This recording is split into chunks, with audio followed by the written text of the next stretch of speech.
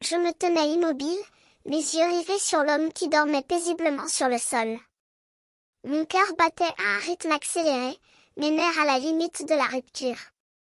Je devais attendre, patienter, pour ne pas le faire réveiller. Mais comment pouvais-je rester immobile, lorsque je savais qu'il préparait quelque chose de dangereux?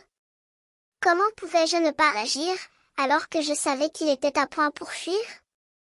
Je me sentais comme piégée dans un jeu de patience, attendant que le moment propice arrive pour intervenir. Mais le temps passait, et je commençais à me sentir prisonnier de mon propre silence. Je devais rester loin, ne pas faire de bruit, ne pas réveiller l'homme qui dormait.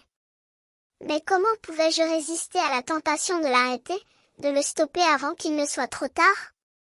Je me sentais comme une équipe de tennis, attendant le moment idéal pour frapper le coup décisif.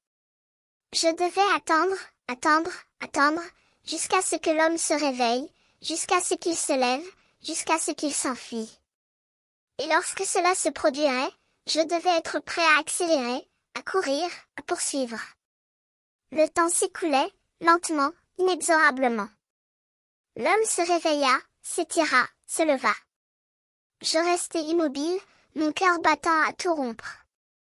Il sortit de la pièce, et je me lançai à sa poursuite. Je courus le long des couloirs, mes pieds résonnant sur le sol. Je l'attrapai, mais il se débattit, essayant de s'échapper. Je m'accrochai à lui, le maintenant solide et ferme.